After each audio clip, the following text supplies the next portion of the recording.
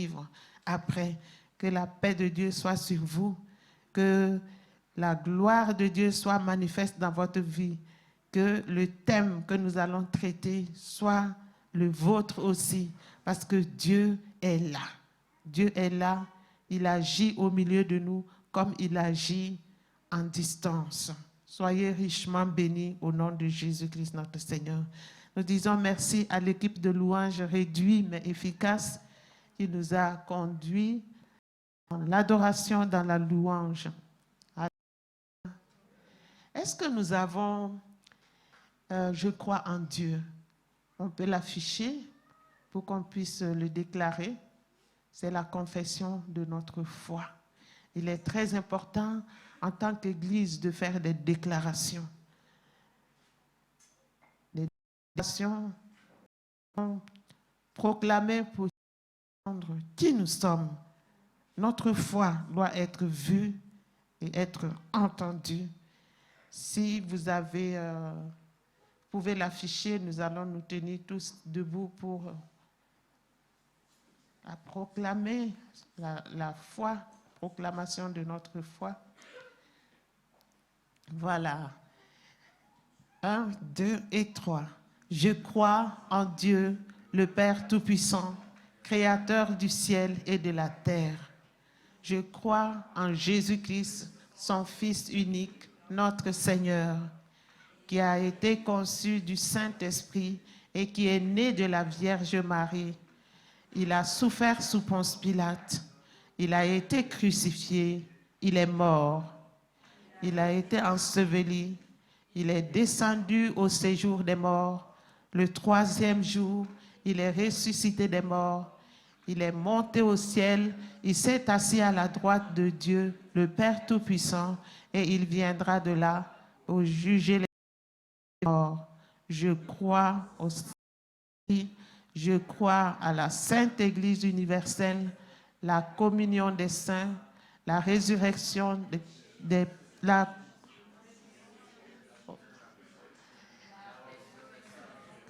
et à la vie éternelle. Amen. Oh, mes yeux me font défaut, pardon. Je n'arrive pas à bien lire au loin. Voilà, nous allons prier pour le message. C'est très important de faire des confessions comme ça, pour nous affirmer, pour affirmer notre foi. Seigneur notre Dieu, ce jour glorieux est devant nous. Nous te bénissons parce que tu l'as créé, qu'il soit un sujet de joie pour un jour d'espoir. Alléluia, parce que nous sommes à tes pieds. En ce moment, nous voulons être instruits par toi. Parle-nous, ouvre nos oreilles pour que nous puissions t'entendre et que la parole trouve de la place à l'intérieur de nous pour agir. Seigneur notre Dieu, notre roi, alors que d'autres ont choisi de dormir, d'autres ont choisi de vaquer à leurs occupations, nous sommes venus à tes pieds.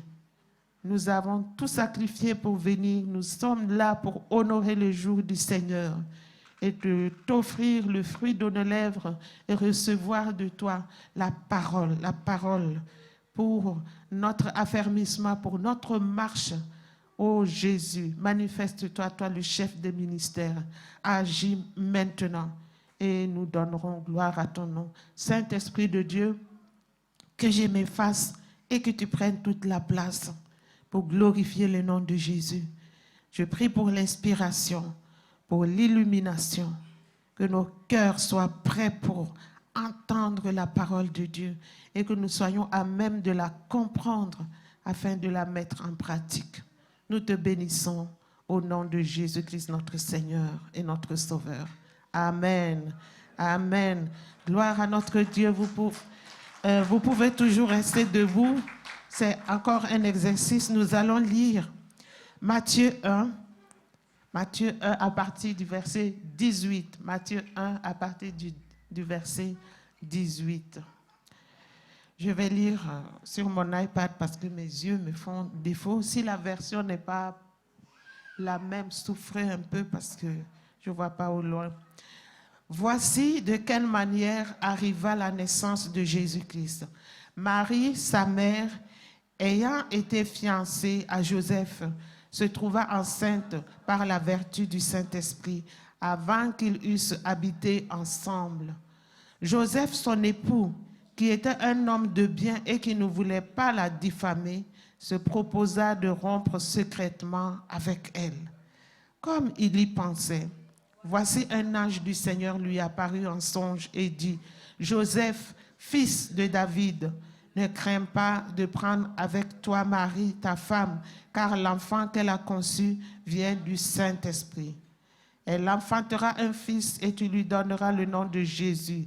C'est lui qui sauvera son peuple de ses péchés. » Tout cela arriva afin que s'accomplisse ce que le Seigneur avait annoncé par le prophète.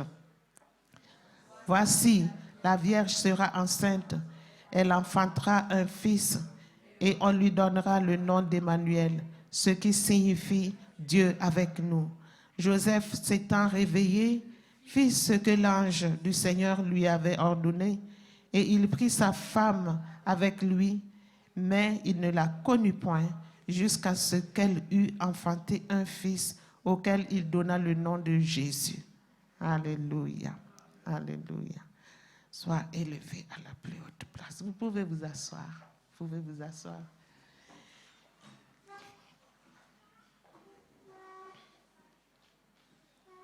C'est Matthieu, l'évangéliste Matthieu, qui a écrit ce texte. Et la Bible ne nous donne pas beaucoup de détails sur sa vie, mais nous allons expliquer un peu en ce qui concerne sa vie avant de continuer. C'est l'apôtre Matthieu. Il était un collecteur d'impôts sur les bords du lac de Génézareth lorsque le Seigneur l'appela à son service. Il était à son poste et le Seigneur est passé l'appeler. Il s'est levé le suivre. Il laissa aussitôt tout pour suivre Jésus parce qu'il reconnut en lui un envoyé de Dieu. Il possédait de grands biens. Les enfants, vous connaissez bien l'histoire, connaissez bien le récit de Matthieu. Hein? Matthieu possédait des grands biens. Il était très riche, très riche. Il avait des maisons. Si c'était aujourd'hui, on allait dire qu'il avait des voitures. Il était très riche. Il avait de grands biens. Et il n'hésita pas à inviter le Seigneur Jésus. Quand le Seigneur l'a appelé, il s'est levé, il l'a suivi. Il a organisé un grand festin chez lui. Et il a invité le Seigneur Jésus. Et il a pris soin d'appeler ses collègues, les collègues, ceux qui étaient des collecteurs d'impôts comme lui. Il les a invités pour qu'ils puissent aussi découvrir qui est Jésus-Christ.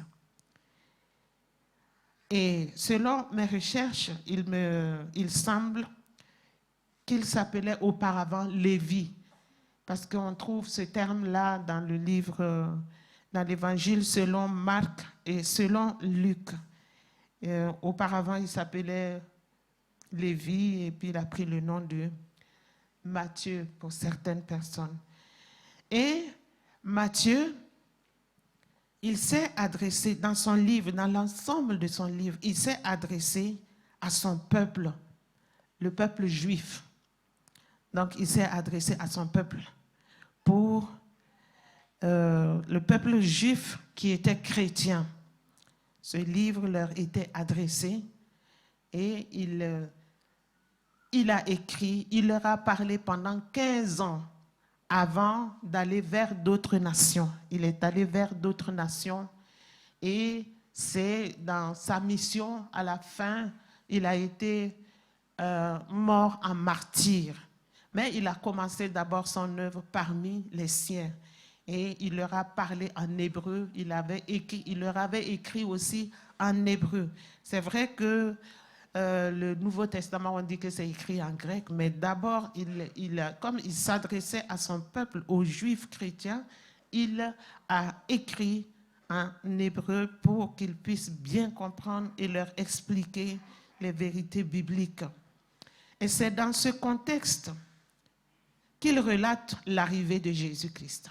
Ce que nous avons lu, Jésus-Christ qui est venu sur terre, c'est dans ce contexte qu'il leur explique l'arrivée de Jésus-Christ sur terre. Un message d'espoir pour leur époque. C'est un message d'espoir, non seulement pour eux, mais pour nous aussi aujourd'hui. Noël, la naissance de Jésus-Christ, est un message d'espoir pour nous. Alléluia, réjouissons-nous aujourd'hui, parce que c'est un message d'espoir. On se rappelle, ce n'est pas quelque chose de nouveau, mais on veut se rappeler parce que le désespoir se couche aussi devant notre porte. Et Dieu veut que nous entendions ce message d'espoir afin que nos forces soient renouvelées. Alléluia. Un message d'espoir pour les Juifs convertis qui étaient en attente du Messie. Ils étaient en attente du Messie. Donc, c'était facile à Matthieu de leur démontrer par les écrits que Jésus-Christ est la personne qu'ils attendaient, le Messie tant attendu. Alléluia. Et si nous regardons dès le début, nous n'avons pas commencé par le verset 1, mais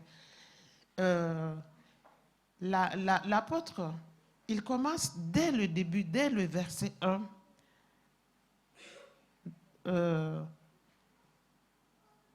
jusqu'au verset 17. Jusqu'au verset 17, du verset 1 jusqu'au verset 17, il s'évertue à leur faire comprendre que Jésus de Nazareth est le Messie. Jésus-Christ est le Messie promis à Israël. Deuxièmement, Jésus-Christ est le Fils de l'homme et le Fils de Dieu.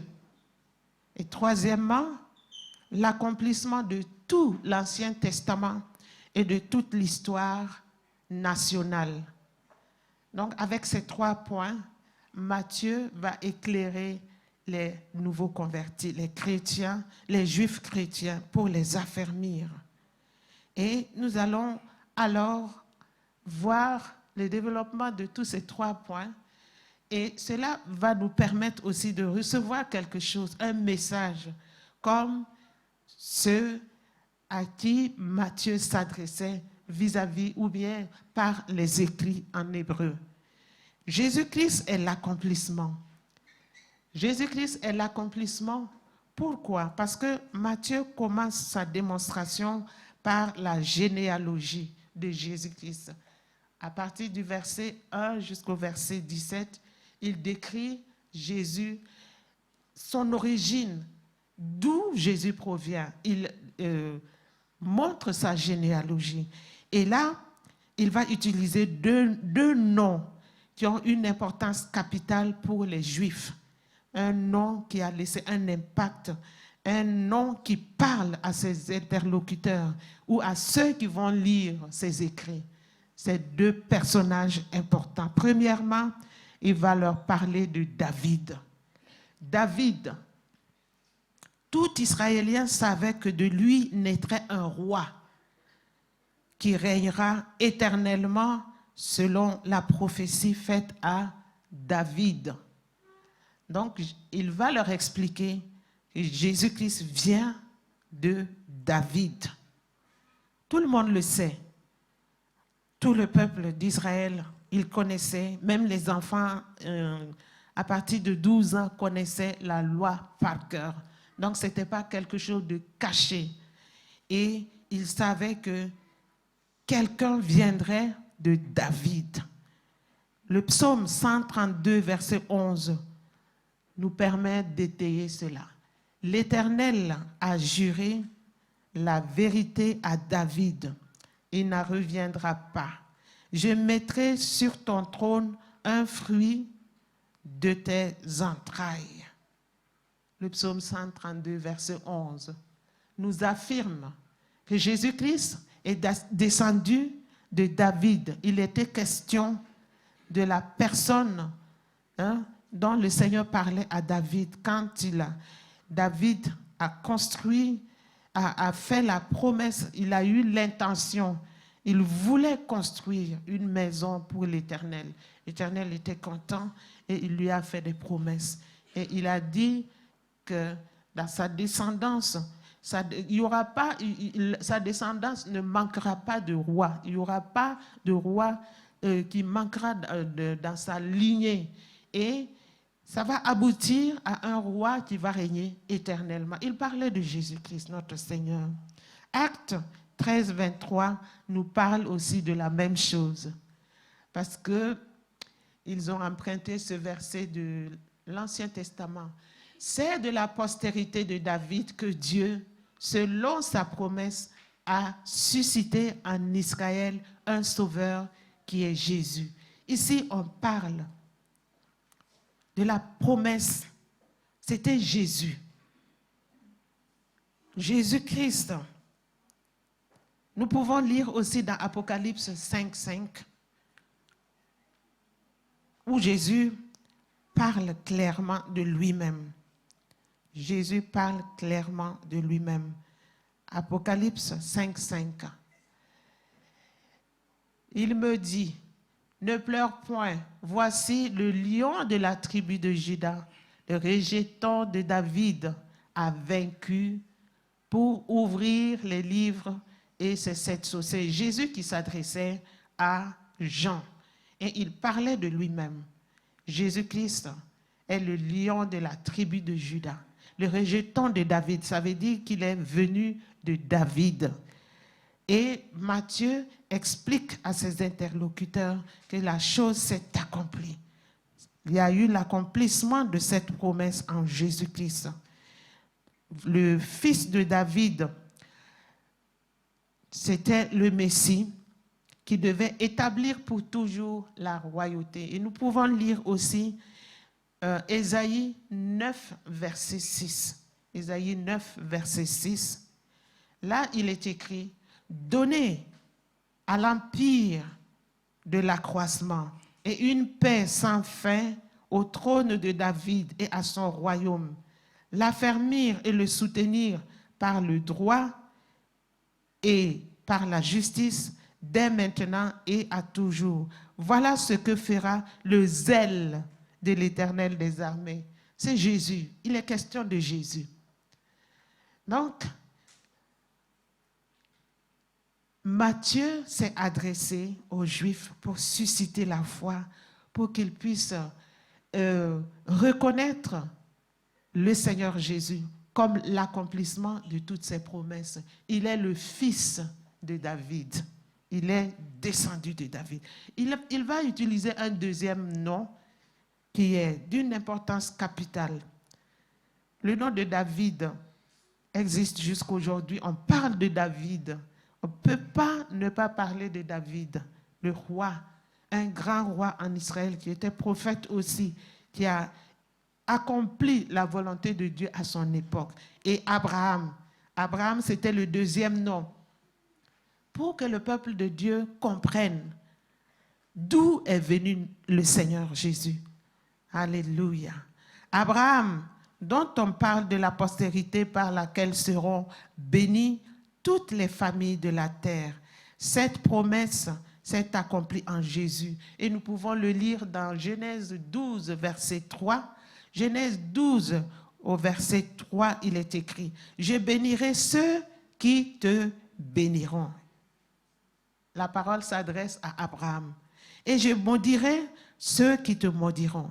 Et toutes les familles de la terre seront bénies en toi. » Alléluia. C'est très fort ici. Toutes les familles de la terre seront bénies en toi. Et ceux qui vont se lever contre l'accomplissement de cette promesse seront maudits, tomberont sous le joug de Dieu. La malédiction va tomber sur eux parce qu'il dit « Je maudirai ceux qui te maudiront ».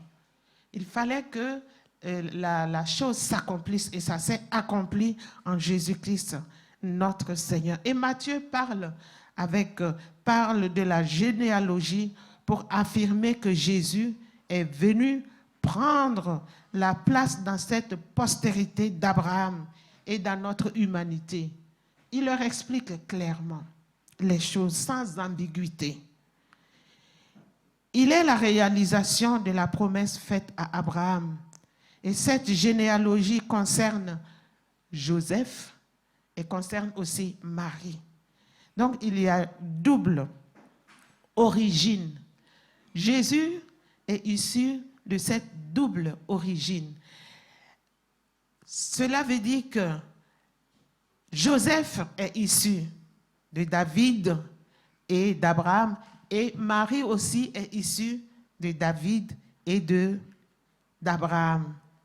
Donc, ça veut dire que Jésus est vraiment l'accomplissement pur. Il est vraiment de la lignée de David et d'Abraham pur, du côté maternel et du côté paternel. C'est le vrai, il n'y a pas de mélange. On ne peut pas dire que c'est comme les Samaritains qui étaient, voilà, un peuple qui a connu un certain mélange. Lui, son authentification est correcte. Il est issu des deux origines, et les origines, c'est la même chose, la double origine qui parle très fort aux Juifs. Et à nous aussi, Dieu veut que nous recevions ce message qui est très fort, un message d'espoir. Le message que Matthieu a adressé au peuple juif leur a donné de l'espoir parce qu'ils attendaient Jésus-Christ. Ils attendaient l'accomplissement de la promesse. Et Matthieu leur dit, la promesse s'est accomplie en Jésus. Et c'est la même chose pour nous. Nous qui vivons dans un monde où rien ne va. Et on peut se poser des questions, qu'est-ce qui se passe et tout. Mais c'est un message d'espoir pour nous dans le contexte dans lequel nous vivons. Recevons ce message d'espoir. Alléluia. Il est le roi éternel. Le roi éternel qui nous a été révélé, puisque de David allait naître le roi qui va régner éternellement. Et cela nous a été révélé. Et le Seigneur nous le rappelle encore ce matin, que Jésus-Christ est le roi. Le petit enfant qui est né à la crèche, c'est un roi. Il est né et nous célébrons sa naissance aujourd'hui pour nous rappeler qu'il est roi. Il est roi éternel. Il est le roi des rois. Il règne. Et le règne est en lui éternellement. Son règne est sans fin. Son règne est sans limite. La domination est sur son épaule. Le règne, il règne dans les cieux. Il règne sur la terre. Il règne sous la terre. Il règne sur tout l'univers. Il règne dans nos vies. Il règne dans ta vie. Il règne dans ta maison. Il règne dans ta situation. Il règne dans l'église locale, dans l'église universelle. Jésus-Christ règne. Alléluia. Il règne sur la terre. Il règne et son trône est vraiment établi. Son trône est élevé. Personne ne peut l'atteindre pour le déstabiliser sur son trône parce que son trône est très élevé. Alléluia. Et son trône est environné de louanges et de feu. C'est extraordinaire. Tous ceux qui ont eu le privilège parmi les prophètes de voir le trône de Dieu, le Seigneur assis sur son trône, c'était extraordinaire. Il ne pouvait pas tenir debout. Alléluia. Il est un Dieu puissant, un Dieu, il ne faut pas jouer avec lui. C'est un grand Dieu. Il est plein de gloire, il est plein de puissance tout autour de lui. Il y a des voix qui tonnent comme des tonnerres. Il y a les éclairs. Son trône est extraordinaire. Personne ne peut s'approcher de son trône ni déstabiliser le Seigneur. Il est établi pour toujours. Et il règne sur notre monde. Nous pouvons avoir l'impression que rien ne va, que le diable a le dessus, il fait tout ce qu'il veut, il y a le mal partout, partout où on va, les nouvelles sont mauvaises, il n'y a rien qui va. Où est Dieu dans tout ça? Mais j'ai une bonne nouvelle. Le Seigneur, il est assis sur son trône, il règne sur la terre et il fixe des limites à ne pas franchir à l'ennemi. Tout comme il avait dit Il lui avait dit, tu peux tout sur Job, mais tu laisses sa vie. Tu ne reprends pas sa vie. Il fixe des limites. C'est vrai que l'ennemi semble avoir libre cours, mais il doit accepter les délimitations parce qu'il y a quelqu'un qui règne au-dessus de lui. Jésus-Christ règne. Jésus-Christ règne. C'est un message d'espoir. Je ne sais pas quel est ton problème, mais sache qu'il règne encore. Il est encore assis sur son trône et il règne. Il dit un mot et la chose arrive. Il fait comme ça et ça s'accomplit. Il envoie les anges et les anges courent. Ils volent rapidement pour accomplir les ordres. Et il parle au travers des bouches de ses serviteurs, à travers les prophètes, à travers les évangélistes, à travers les prédications. Il parle encore parce qu'il règne. Alléluia. Le message d'espoir. Dans ce message d'espoir adressé aux Juifs, Matthieu leur disait que Jésus-Christ était la source de bénédiction. Et cette source de bénédiction nous est révélée. Jésus nous est présenté encore aujourd'hui comme la source de bénédiction. Réjouissons-nous, soyons heureux aujourd'hui parce qu'il est la source de bénédiction. Ce jour, nous commémorons l'avènement de celui qui est la source de bénédiction spirituelle dans les lieux célestes et aussi la source de bénédiction matérielle et financière. Alléluia. Il est la source. À ces sources, il y a d'abondantes eaux. Que veux-tu? Va à la source. Tu vas trouver avec abondance tout ce dont tu as besoin au pied de notre Seigneur Jésus, parce qu'il est la source. Il est la source. Il est la source intarissable, la source qui jaillit même au milieu du désert comme un geyser. Alléluia. Il est la source. Nous avons tout pleinement en Jésus-Christ. La Bible nous le dit. Tout pleinement. Le tout là, c'est quoi? Aidez-moi ce matin. Nous avons tout pleinement en Jésus-Christ. Parce qu'il est la source de tout. Aidez-moi, le tout là, ça veut dire quoi? La grâce infinie. Et quoi encore? La santé. OK? La prospérité. La vie avec abondance. La protection. La vie éternelle. La paix. La joie. Oui, on a déjà parlé de ça. L'argent. Et quoi encore? Tout. Vous pouvez augmenter la liste. Nous avons tout pleinement en Jésus-Christ. L'essentiel, c'est que nous soyons en Jésus-Christ. Et il est venu. Nous commémorons sa venue parce qu'il donne la grâce à tout le monde d'être en lui.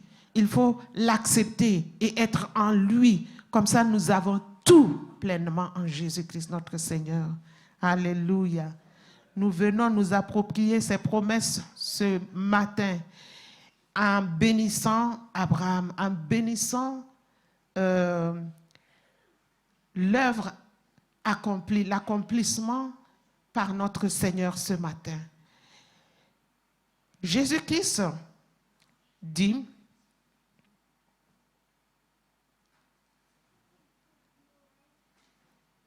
qu'il a été envoyé,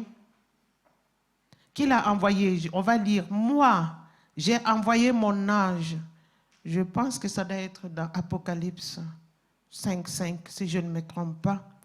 Moi, Jésus, j'ai envoyé mon ange pour vous attester ces choses dans les églises. Je suis le rejeton de la postérité de David, l'étoile brillante du matin. Alléluia. C'était adressé au peuple juif. L'Éternel est en train, Jésus-Christ est en train de parler qu'il est l'ange, qu'il est le rejeton de la postérité de David. Jésus l'atteste lui-même de sa propre bouche. Il le dit, il est le rejeton. Il est la postérité de David. Et il est l'espoir. Il dit qu'il est l'étoile brillante du matin. Vous savez, l'étoile brillante du matin était l'espoir pour les veilleurs, ceux qui travaillaient la nuit. Par exemple, dans les champs, les bergers, ceux qui travaillent les nuits. Moi, j'ai eu à travailler plusieurs années les nuits, donc je sais ce que c'est quand on soupire après le jour. Et ils avaient un signe dans le ciel, ils recherchaient l'étoile brillante du matin. Et quand l'étoile apparaît, ça veut dire que le jour approche. Ils étaient soulagés. Ils avaient comme reçu des vitamines pour tenir encore, parce que le jour va poindre, l'aurore va poindre très bientôt. Donc, ils avaient l'espoir. Et Jésus-Christ aussi est l'espoir. Il se présente comme l'étoile brillante du matin. Il te dit aujourd'hui que la nuit tire à sa fin. Tu es dans une nuit quelconque.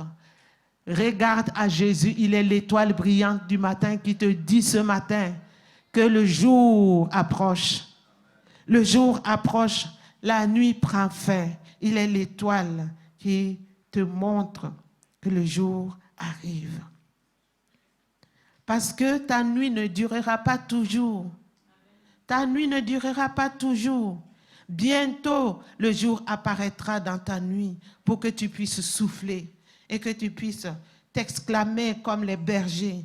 Oh, le jour arrive. Bientôt finiront mes tracas. Ta nuit ne dure pas toujours. Jésus est celui qui te montre et qui t'introduit dans le matin qui arrive.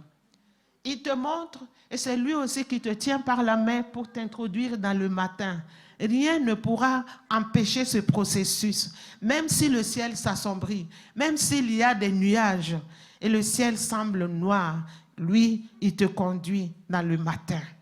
Il te tient par la main pour t'introduire dans le matin, parce que lui, il est l'étoile qui nous guide, il est l'étoile brillante du matin qui nous donne de l'espoir.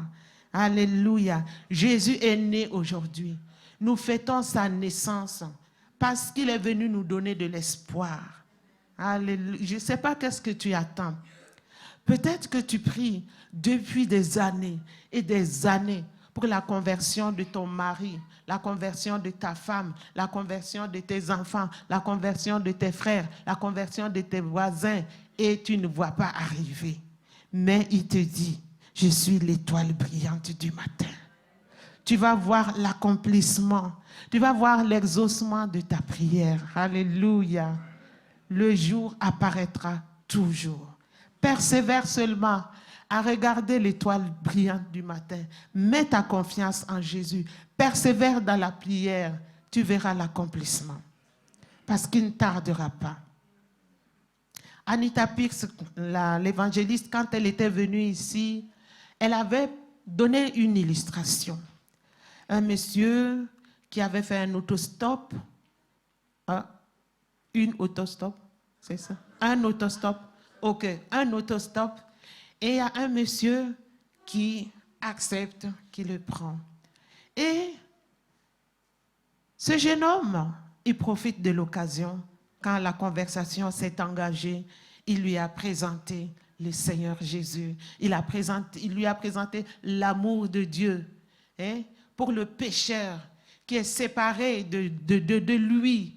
L'amour de Dieu qui s'est manifesté par Jésus-Christ qui est venu sur la terre, qui a manifesté ses œuvres, qui est mort à la croix, et le salut qui s'obtient par le moyen de la foi en Jésus-Christ. Et le monsieur, le chauffeur qui l'a pris, il a accepté le Seigneur. Il a donné sa vie.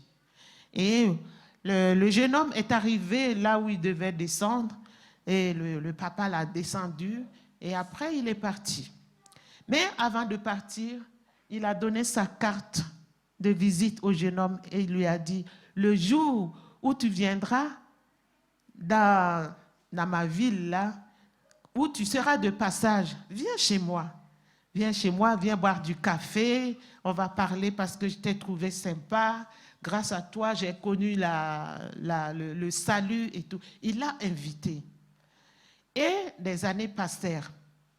Et un jour, ce jeune homme se retrouve effectivement dans la ville. Et comme il a l'adresse, il est allé sonner. Et il y a un monsieur qui ouvre la porte. Et il dit, qu'est-ce que vous voulez? Le jeune homme dit, je viens voir telle personne. Et le monsieur, après il rentre, il dit à madame, il y a un jeune homme dehors qui dit qu'il vient pour voir ton mari. Il a la carte, il lui a dit qu'il a l'invitation, il peut venir sur invitation de ton mari. Donc la femme vient avec un air grave. Qui êtes-vous? Il explique. Comment dites-vous que vous êtes là pour voir mon mari? Comment vous savez qu'il est là ou pas? Le jeune homme lui dit oui, voilà la carte. J'ai reçu la carte. Il m'a dit que quand je serai de passage, et il a expliqué l'histoire.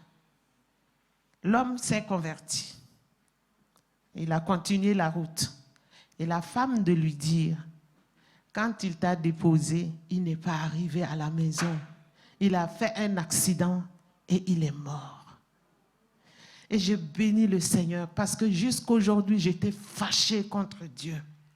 Parce que j'ai prié tout le temps, pour le salut de mon mari. Et après, j'ai entendu qu'il est mort par accident.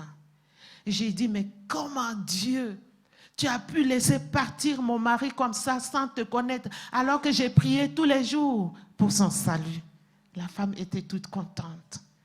Voilà, le jour a apparu pour cette femme. Elle était contente parce que son mari s'est donné au Seigneur avant de faire l'accident. Donc, continuons de prier. Dieu exauce. Je ne sais pas quel est le sujet de prière. Ce n'est pas seulement le salut de ton mari ou quoi. N'importe quel sujet. Dieu semble sourd, mais il n'est pas sourd. Quand le jour va arriver, ça s'accomplira.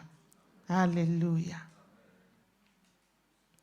Deuxièmement, Matthieu présente le Seigneur Jésus comme le Messie.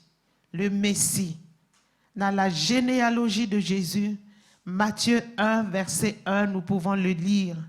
Là, il est écrit, généalogie de Jésus-Christ, fils de David, fils d'Abraham. Voilà, nous avons déjà développé fils de David, fils d'Abraham. Maintenant, nous allons voir Jésus-Christ. Christ, ça veut dire le Messie. L'évangéliste Matthieu fait ressortir la messianité de Jésus-Christ. Il est le Messie attendu. Et qu'est-ce que cela veut dire, Messie? En hébreu, ça veut dire Mashiach. Et en grec, c'est Messia. Et le sens, c'est oint, l'onction, O-I-N-T. Jésus-Christ est oint, c'est loin.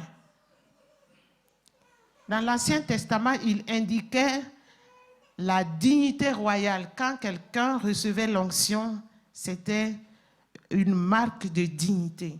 On noyait d'huile les rois qui étaient consacrés. C'était un symbole de l'Esprit de Dieu. Et il en était de même pour les sacrificateurs et les prophètes. Donc les rois, les sacrificateurs et les prophètes recevaient l'onction. Et Jésus était loin, celui que l'on attendait, le Messie, l'envoyé. Il est arrivé, c'est Jésus-Christ, notre Seigneur. Et Matthieu fait ressortir une vérité d'une grande importance. Jésus-Christ, c'est-à-dire Jésus qui va accomplir les triples fonctions dont je viens de citer. Jésus va accomplir la royauté, il va être prophète et il va être le grand sacrificateur. Il va accomplir les trois rôles. Dans le mot Jésus-Christ, Jésus-Christ ressort la signification de tous les points que nous avons cités. Il est le roi. Quand on parle de roi, c'est celui qui règne. On a déjà parlé de son règne. Il est le sacrificateur. C'est celui qui est entré dans le lieu très saint et qui a offert son sang lui-même à Dieu pour nous, pour que nous soyons sauvés, que nous soyons ce que nous sommes aujourd'hui. Et il est encore en train d'intercéder auprès du Père en notre faveur. Il est notre avocat auprès de notre Seigneur. Alléluia. Il est aussi prophète. Il a parlé et il continue de parler au nom de Dieu. Il est en train de parler à chacun de nous de la part de Dieu. Aujourd'hui, c'est lui qui est en train de parler de par ma bouche, mais c'est de la part de Dieu. Il annonce des événements à venir si le peuple ne change pas de comportement, afin qu'il puisse se conformer à la loi. Et il opère à titre de preuve un ou plusieurs miracles. Nous voyons à travers les récits, les miracles, ils sont innombrables. Aucun livre ne peut contenir les miracles accomplis par notre Seigneur Jésus. Jusqu'aujourd'hui, il continue d'accomplir des miracles. Alléluia. Parce qu'il est le prophète. Et aujourd'hui, le Seigneur continue de nous parler. Le Seigneur se révèle aujourd'hui. Nous célébrons sa naissance et nous célébrons le roi. Nous célébrons le prophète, nous célébrons le porte-parole de Dieu. Nous célébrons celui qui intercède en notre faveur. Nous célébrons celui qui a offert sa vie, qui s'est offert lui-même en sacrifice pour nous. C'est pour cela que nous devons être contents aujourd'hui, que l'espoir renaisse en nous, parce qu'il agit encore aujourd'hui. Ce qu'il a fait hier, il le fait encore aujourd'hui et il le fera demain. Alléluia. Matthieu présente Jésus comme fils de l'homme et fils de Dieu. Dans le verset 18 au verset 21, nous voyons qu'il le présente comme le fils de Dieu. Voici de quelle manière arriva la naissance de Jésus-Christ. Marie, sa mère, ayant été fiancée à Joseph, se trouva enceinte par la vertu du Saint-Esprit, avant qu'ils eussent habité ensemble. Joseph, son époux, qui était un homme de bien et qui ne voulait pas la diffamer, se proposa de rompre secrètement avec elle. Et comme il y pensait, voici un ange du Seigneur lui apparut en songe et dit, « Joseph, fils de David, ne crains pas de prendre avec toi Marie, ta femme, car l'enfant qu'elle a conçu vient du Saint-Esprit. Elle enfantera un fils et tu lui donneras le nom de Jésus. C'est lui qui sauvera son peuple de ses péchés. » Donc ici, Matthieu montre aux Juifs chrétiens la divinité de Jésus. Parce que les conditions de sa conception ont défié la loi de la science. Marie n'a pas eu besoin d'un homme pour concevoir le Seigneur Jésus. Alléluia. La Bible nous dit qu'elle était vierge et elle se retrouve enceinte par la vertu du Saint-Esprit. C'est l'ange qui explique cela à Joseph. Joseph, qui était son fiancé et qui était un homme pieux, qui a vu qu'elle était enceinte, voulait la répudier secrètement pour ne pas attirer de la diffamation sur elle. Il ne voulait pas la diffamer, il voulait la protéger parce qu'il avait un cœur qui aimait Dieu, il craignait Dieu, donc il voulait doucement se séparer d'elle. Mais pendant qu'il réfléchissait, l'ange, l'envoyé de Dieu, vient lui expliquer le mystère de sa conception. Et il a compris. Et là, c'était sans ambiguïté. On ne pouvait pas, avec ce message clair, avoir de l'ambiguïté encore pour se demander l'origine de Jésus. Est-ce qu'il vient de l'union entre Joseph et Marie? Non, c'était clair. Il a été conçu par le Saint-Esprit. Donc, le peuple a compris la divinité de Jésus-Christ. Il fallait qu'il soit Dieu pour pouvoir accomplir l'œuvre du salut. Parce que si ce n'était pas un Dieu, il ne pouvait pas mourir pour toute l'humanité. Regardez les milliards d'hommes que nous sommes depuis la création jusqu'à aujourd'hui. Le salut est disponible pour des milliards et des milliards de personnes. Un homme peut mourir pour un seul homme, mais pas pour des milliards. Vous comprenez? Donc le peuple a compris que Jésus-Christ était vraiment Dieu par toute l'explication qu'il a donnée. Il en est de même aussi pour nous. Pour nous, Jésus-Christ est Dieu. Il est 100% Dieu. Alléluia. Donc, il a accompli ce qu'il devait accomplir parce qu'il était Dieu. Nous ne devons pas douter sur sa divinité parce qu'il y a de ces enseignements qui disent « Oh, Jésus-Christ n'était pas Dieu. S'il était Dieu, comment il a été crucifié, il est mort et qui? S'il était Dieu, Dieu, il était où? » Donc, ça veut dire que Dieu était mort et l'univers était livré à son triste sort. Non, ce n'est pas vrai. Il était Dieu. Ça a été prouvé. La conception montre qu'il était 100% Dieu. Et il était aussi 100% homme, parce que nous connaissons, nous savons qu'il a pris la forme humaine pour venir mourir. Il fallait un corps comme notre corps pour accomplir la mort à la croix. Il fallait qu'il meure effectivement et qu'on l'ensevelisse et que Dieu le ressuscite. Donc il est 100% Dieu, 100% homme. N'écoutez pas les mauvais enseignements qui disent que non, il n'était pas un homme. Dieu ne peut pas venir habiter dans un corps qui est souillé. Il y a trop d'explications tordues là-dessus. Mais Dieu veut que nous comprenions aujourd'hui la vérité sur la divinité et l'humanité de Jésus-Christ pour accomplir l'œuvre accomplie à la croix pour chacun de nous. Alléluia.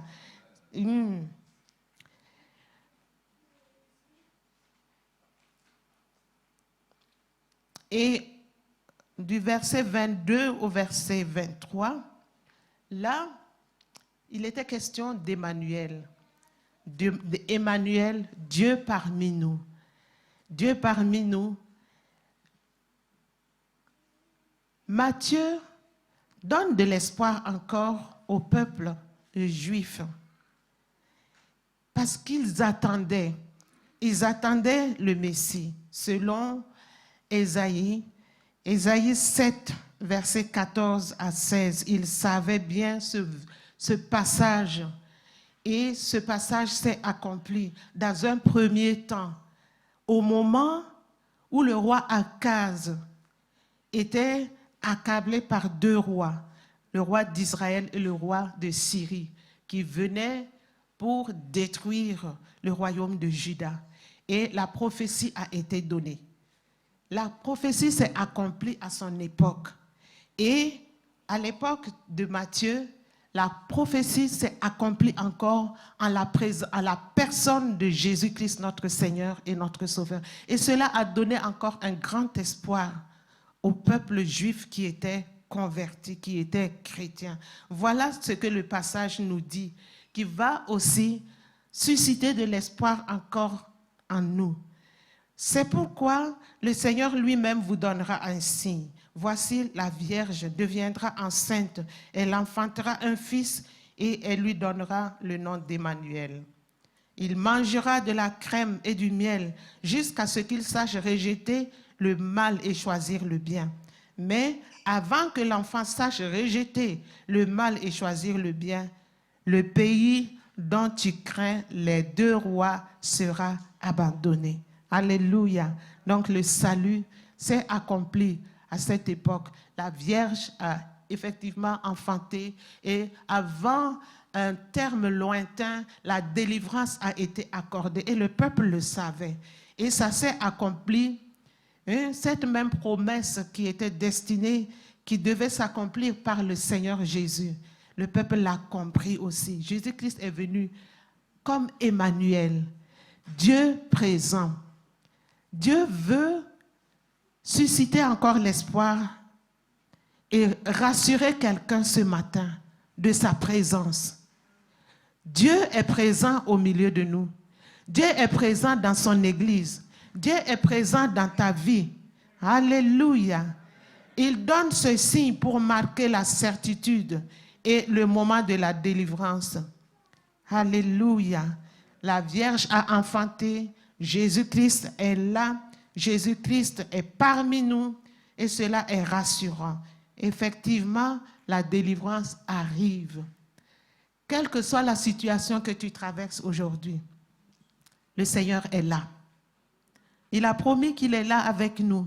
Emmanuel est là. Comme Emmanuel est là, quel que soit l'armement de nos ennemis, quelle que soit leur artillerie, quelle que soit leur qualité de chef de guerre, quelle que soit leur méchanceté, quel que soit leur nombre, quel que soit leur projet, quel que soit le pronostic de ta maladie, quel que soit le problème qui t'accable, le problème en justice qui t'accable, quel que soit le problème familial, quelle que soit la méchanceté de ton mari qui est comme un Nabal, quelle que soit la méchanceté de ta femme qui est comme une Jézabel, le Seigneur te dit qu'il est avec toi.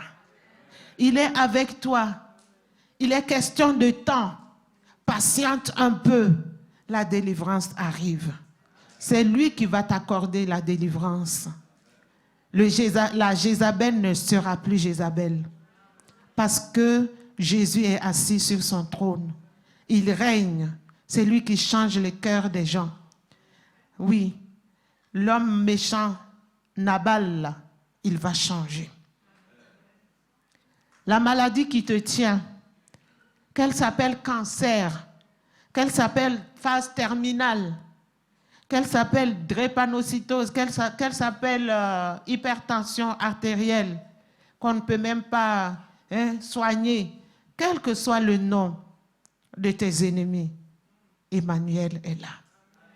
Jésus est venu, celui que nous célébrons aujourd'hui, il est venu pour rester avec nous et apporter la solution à tous nos problèmes et nous apporter de l'espoir.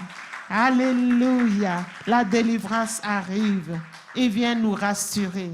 Sois rassuré aujourd'hui que ton salut ne tardera pas à venir. Au nom de Jésus-Christ, notre Seigneur. Alléluia.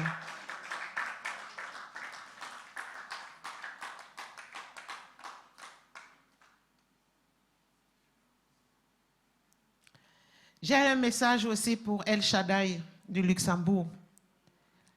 Ne crayons pas.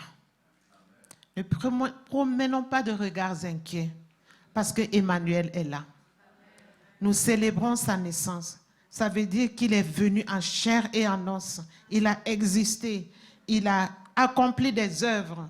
Il est monté à la croix. Il est descendu au séjour des morts. Il est ressuscité. Il est monté au ciel. Il est assis à la droite de Dieu, de son Père, le Dieu Tout-Puissant. Et il viendra de là pour juger les vivants et les morts. Il est là avec nous. Aucun mal ne nous atteindra. Le diable peut prendre toutes ses formes. Il peut venir comme un fleuve en furie. Il peut venir comme des flammes. Il peut rougir ses yeux comme du sang.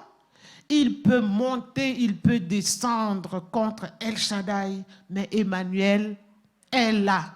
Emmanuel est ici. Aucun mal ne nous atteindra. Toutes les promesses faites à El Shaddai s'accompliront certainement. Parce que Emmanuel est là. Un enfant nous est donné. Un fils nous est né. Alléluia.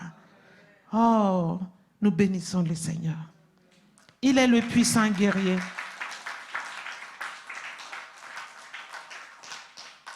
Notre délivrance pointe à l'horizon parce qu'il est le puissant guerrier. Il est là à nos côtés. Et l'ennemi n'aura pas le dernier mot. Alléluia. Les 1000 membres, nous allons l'atteindre. Je prie avec une dame tous les jeudis. Et elle, quand elle prie, elle dit 10 000. J'ai dit, waouh, 10 000 âmes. 10 000 âmes. Préparons-nous pour les 10 000 âmes. Les 10 000 âmes vont venir. Ce matin, j'ai prié, j'ai demandé à Dieu, envoie-nous de nouvelles personnes qui n'ont jamais entendu parler de Jésus-Christ. Nous voulons les accueillir. Nous voulons prendre soin d'eux, les faire grandir ici, leur donner la nourriture qu'il faut, qu'ils grandissent, ces personnes, qu'elles grandissent et qu'elles soient des adultes, des personnes stables, des piliers, des personnes sur qui tu peux compter. Alléluia. Le Seigneur entend. Il entend nos prières. Ça va venir. Et nous avons prié ce matin. Le prophète Élie et moi, on a prié pour le complexe de El Shaddai. Quelqu'un peut aller prendre, on va encore prier. J'ai demandé à Dieu ce matin la réalisation de ce complexe de El Shaddai. Nous voulons un clocher au milieu d'un village. Nous voulons un village tout entier, le village de El Shaddai, pour réaliser tout ce que nous voulons. Quand j'ai été à Kentucky, j'ai vu le musée de la création. Ça nous a donné, vraiment, oh là là, on nous a dit, on s'est dit si cela pouvait s'accomplir à El Shaddai. Et ça va s'accomplir. On va réaliser le musée de création ici. Parce que quand quelqu'un entre là, de la porte d'entrée et fait tout le parcours et sort du musée, quelque chose se passe dans son cœur. Il y a beaucoup de gens qui se sont convertis en entrant là. Parce que dans ce musée, on développe les choses d'un côté en parallèle. Vous avez le point de vue scientifique et le point de vue biblique. Vous lisez et vous comparez. Et l'esprit s'éclaire. Il y a très peu qui sortent de là comme ils sont entrés. Parce que les messages sont forts, n'est-ce pas, Tatiana? On a vu ça.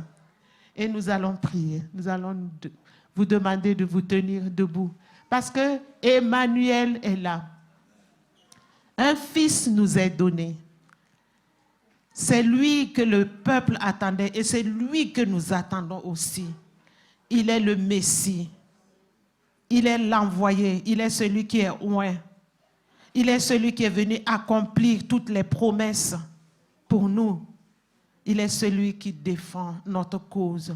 Il est celui qui est venu nous donner de l'espoir dans un monde de désespoir, dans un monde perdu. Alléluia. Alléluia. Est-ce qu'il y a des micros pour qu'on puisse prier ensemble? Prenez les micros. Prions pour le complexe de El Shaddai. Ça doit être un point de départ. Le milieu du village. Tout autour de ce bâtiment, on va faire des réalisations.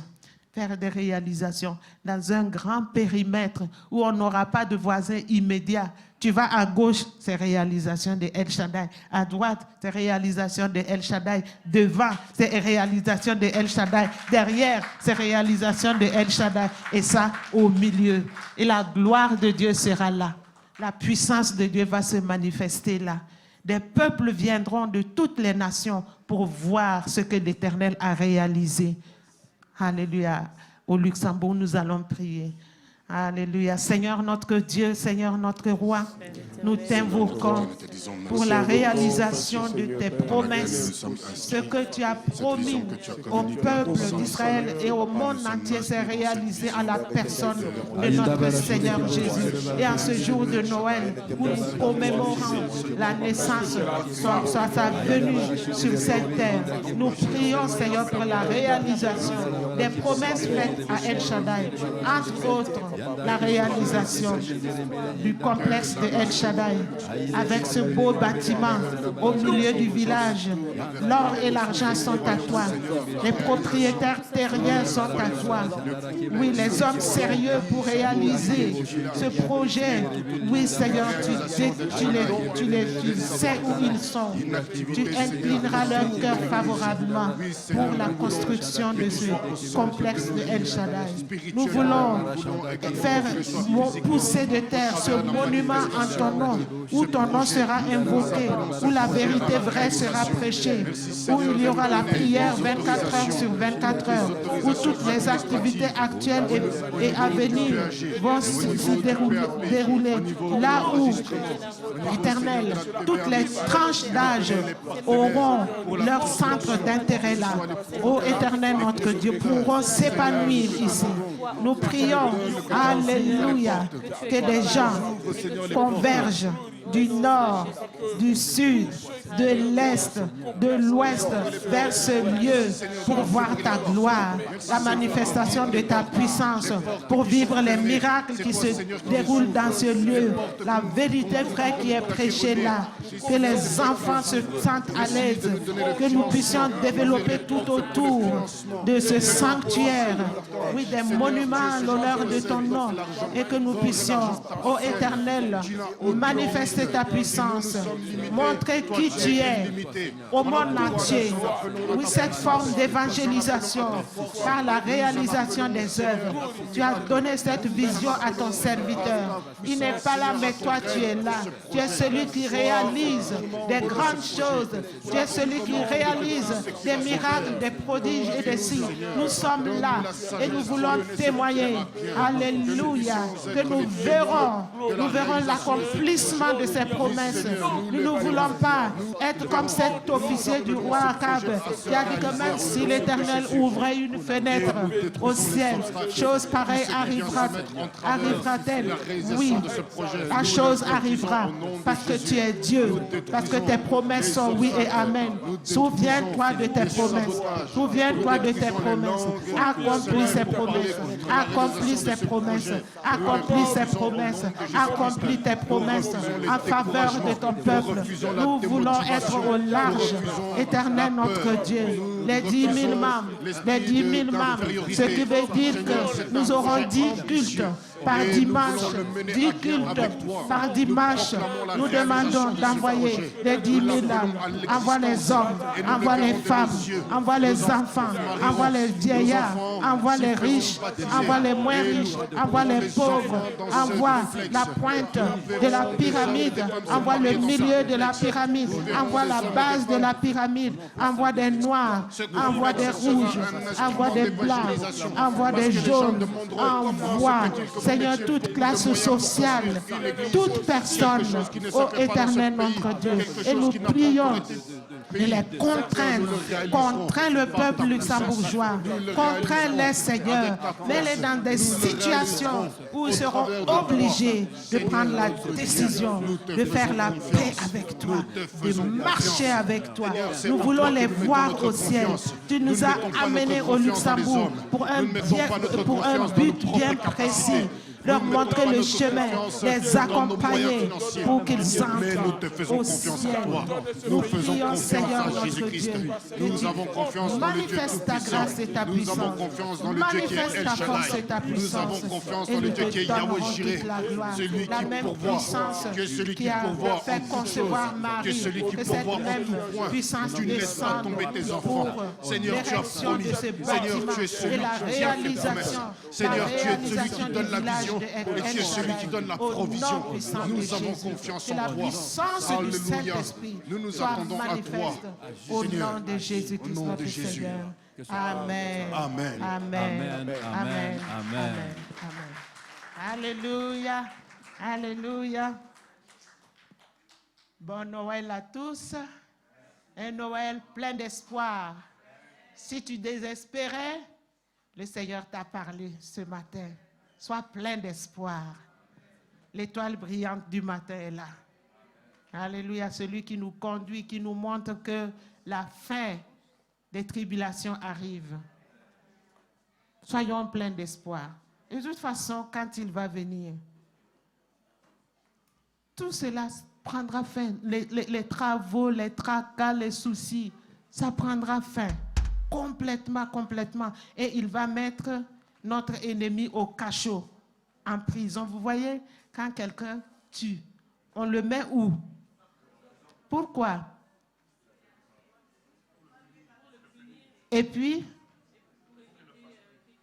voilà, pour le punir et surtout pour lui éviter de tuer encore d'autres personnes, qu'il reste tranquille, au chaud. Donc, le diable aussi sera tranquille dans son chaud là. Il ne sortira plus de l'enfer pour venir nous faire quoi que ce soit. Donc, Jésus-Christ est notre espoir. Le jour arrive où tout cela prendra fin et nous serons dans la félicité éternelle. Soyez richement bénis au nom de Jésus. Amen.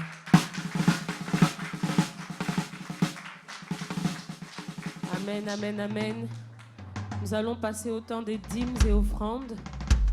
Donc, vous pouvez vous tenir debout.